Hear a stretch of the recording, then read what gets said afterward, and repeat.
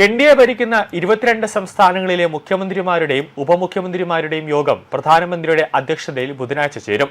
NDA സർക്കാർ കേന്ദ്രഭരണത്തിൽ 12 വർഷം പിന്നിടുന്ന പശ്ചാത്തലത്തിലാണ് യോഗമെന്നാണ് ഭരണകക്ഷി വൃത്തങ്ങൾ നൽകുന്ന സൂചന. കേന്ദ്രമന്ത്രിസഭയിൽ ചെറിയ അഴിച്ചുപണിയുടെയും ബി.ജെ.പി ദേശീയ ഭാരവാഹക തലത്തിലുള്ള പുനഃസംഘടനയുടെയും മുന്നോടിയായിട്ടാണ് യോഗമെന്നാണ് കണക്കാക്കുന്നത്.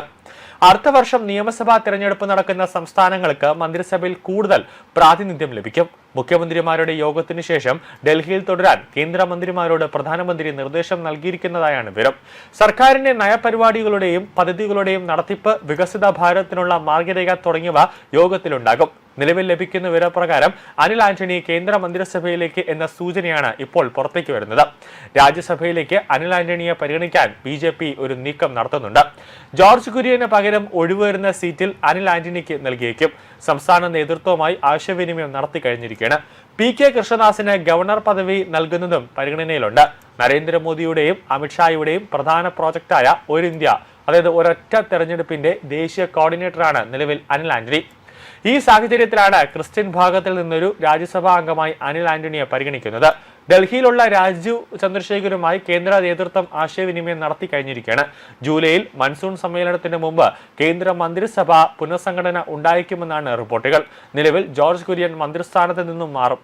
രാജ്യസഭയിലേക്കുള്ള ബി.ജെ.പി സ്ഥാനാർത്ഥി പട്ടികകളുടെ പട്ടിക ഇതിനകം പ്രഖ്യാപിച്ചു കഴിഞ്ഞിരിക്കുകയാണ്. പട്ടികയിൽ നിന്ന് ഒഴിവായതോടെ കേന്ദ്ര സഹമന്ത്രി സ്ഥാനത്ത് നിന്നും ജോർജ് കുര്യനെ നീക്കിയേക്കാനാണ് സാധ്യത. 11 പേരുടെ ബി.ജെ.പി സ്ഥാനാർത്ഥി പട്ടികയാണ് പ്രഖ്യാപിച്ചത്.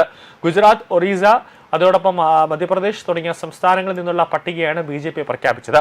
2024 ഉപതെരഞ്ഞെടുപ്പിൽ ജോർജ് കുര്യൻ രാജ്യസഭാ അംഗമായത്. അതുകൊണ്ടാണ് അദ്ദേഹത്തിന് മന്ത്രിസ്ഥാനത്ത് തുടരാൻ കഴിഞ്ഞത്.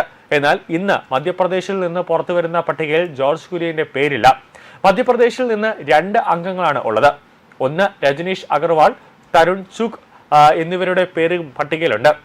അടുത്ത വർഷം തെരഞ്ഞെടുപ്പ് നടക്കുന്ന ഉത്തർപ്രദേശ്, മണിപ്പൂർ, പഞ്ചാബ് തുടങ്ങിയ സംസ്ഥാനങ്ങളിൽ തെരഞ്ഞെടുപ്പ് നടക്കുന്നത് കൊണ്ട് തന്നെ വലിയ പ്രാധാന്യം നരേന്ദ്രമോദി നൽകുന്നുണ്ട്.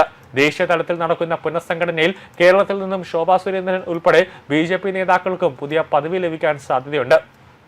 ഡൽഹി, പഞ്ചാബ്, ഹരിയാന, ത്രിപുര എന്നീ സംസ്ഥാനങ്ങളിലെ ബി.ജെ.പി അധ്യക്ഷന്മാരെ പുതിയതായി നിയമിച്ചത് മന്ത്രിസഭയിലേക്ക് വരാനിരിക്കുന്ന മാറ്റങ്ങളുടെ മുന്നോടിയായിട്ടാണ് വിലയിരുത്തപ്പെടുന്നത്.